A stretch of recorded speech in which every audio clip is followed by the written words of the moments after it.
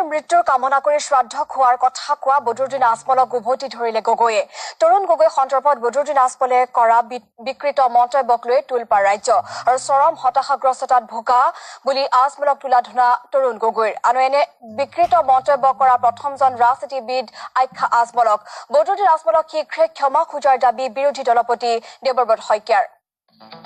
চূড়ান্ত হতাশাগ্ৰস্ততাত ভুগিছে AIDFৰ সভাপতি তথা সাংসদ বদৰুদ্দিন আজমলে আৰু হতাশাগ্ৰস্ততাত ভুগি এতিয়া উন্মাদপ্ৰায় আচৰণ কৰিছে আজমল চাহাবে একাংশ সংখ্যালঘু লোকৰ স্বয়ম্ভু মছিহা ৰূপে আত্মপৰিচয় দি ভাল পোৱা আজমল চাহাবে এতিয়া যেন মানসিক ভাৰসাম্য হেৰুৱাইছে আৰু সেয়েহে এতিয়া ৰাজহুৱাকৈ কয় অসংলগ্ন কথা আৰু মানসিক ভাৰসাম্য হেৰুৱা বদৰুদ্দিন আজমলে সেয়েহে অপেক্ষা কৰিছে এতিয়া প্ৰাক্তন মুখ্যমন্ত্ৰী তৰুণ গগৈৰ মৃত্যুৰ বাবে কিমান হতাশাগ্ৰস্ততাত ভুগিলে ৰাজনীতিৰ বাবে এনেধৰণৰ নিকৃষ্ট মন্তব্য দিবলৈ কুণ্ঠাবোধ নকৰে এজন ব্যক্তিয়ে আৰু সেই নিকৃষ্ট ৰাজনীতিবিদৰ জল পট উদাহৰণ বদৰুদ্দিন আজমল AIDFৰ লগত মিত্ৰতা নকৰো বুলি তৰুণ গগৈয়ে কৰা মন্তব্যৰ প্ৰত্যুত্তৰ দিবলৈ এনেধৰণৰ বিকৃত ৰুচিৰ পৰিচয় দিলে বদৰুদ্দিন আজমলে বাৰ কৈ আছে আজমল সাহেব নাহিব আমাৰ ইয়াত মই আহিবলৈ নিদিওঁ যেতিয়ালৈকে মই জিন্দা আছো সেই লজ্জা লৈ তেখেত মৰি যাব লাগে আমাৰ লগত যিটো হ'ব এৰ আগে তেখেত এই দুনিয়াত নাথাকিব ইনশাআল্লাহ আমি তেখেতৰ সাথ কাম কৰিম আৰু বদৰুদ্দিন আজমলৰ এই নিকৃষ্ট মন্তব্যৰ পিছত ৰাজ্যৰ ৰাজনৈতিক মহলত তীব্ৰ প্ৰতিক্ৰিয়া প্ৰকাশ কৰিলে প্ৰাক্তন মুখ্যমন্ত্ৰী তৰুণ গগৈও বিৰোধী দলত এটা নীতিগত বিৰুদ্ধাৰ কাৰণে এনেধৰণৰ অশালীন মন্তব্য বোধহয় মোৰ ৰাজনীতিৰ জীৱনত আজিলৈকে মই শুনা নাই অসমতো নাই অসমৰ কোনো এজন ৰাজনীতিবিদে এনেধৰণৰ অশালীন মন্তব্য দিয়া নাই আৰু মই জনাত ভাৰতবৰ্ষত অসমৰ সভ্যতা সংস্কৃতি নাজানে আজমল চাহাবে সেয়েহে কৈছে এনেধৰণৰ অসংলগ্ন কথা তেওঁৰ মনটো যে কিমান কিমান সংকীৰ্ণ সেইটোৱে নিজে উদঙাই দিছে অসমৰ সাহিত্য কলা কৃষ্টি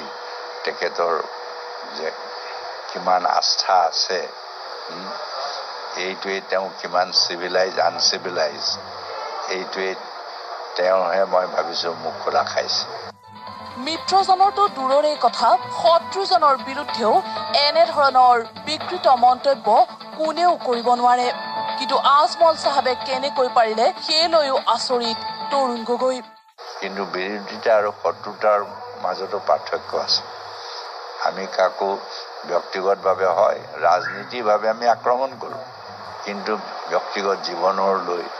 জীৱনৰ ভাবুকিয়েই হওক মৃত্যুৰ ভাবুকিয়েই হওক বা কাৰোবাৰ মৃত্যুৰ কামনা কৰাই হওক কাৰোবাৰ আমাৰ কি যে কোনোবা বিপদত পৰক আমি সেইটো কামনা নকৰোঁ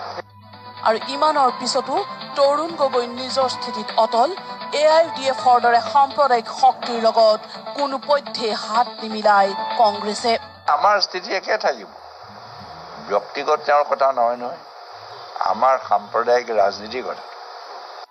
কেৱল প্ৰাক্তন মুখ্যমন্ত্ৰী তৰুণ গগৈয়ে নহয় আজমলৰ এই বিকৃত মন্তব্যক লৈ প্ৰতিক্ৰিয়া প্ৰকাশ কৰিলে বিৰোধী দলপতি দেৱব্ৰত শইকীয়াই বদৰুদ্দিন আজমলে ৰাজহুৱাকৈ ক্ষমা খোজা উচিত তেওঁৰ উন্মাদ প্ৰায় আচৰণৰ বাবে এই কটাক্ষ দেৱব্ৰত শইকীয়াৰ এই মন্তব্য কেতিয়াও আমি সমৰ্থন জনাব নোৱাৰো ই তীব্ৰ ভাষাৰে গৰিহণাযোগ্য এনেকুৱা মন্তব্য কৰাৰ পিছত মই ভাবো আজমল ডাঙৰীয়াই অনুশোচনা কৰা উচিত আৰু তেখেতে ৰাজহুৱাভাৱে অসমৰ জনগণক প্ৰাক্তন মুখ্যমন্ত্ৰী গগৈ ডাঙৰীয়াক ক্ষমা খোজা উচিত কেমেৰা পাৰ্চন গণেশ মণ্ডল আৰু নৱমুক্তিয়াৰৰ সৈতে প্ৰদীপ বৰা আৰু পংকজ শৰ্মা নিউজ লাইভ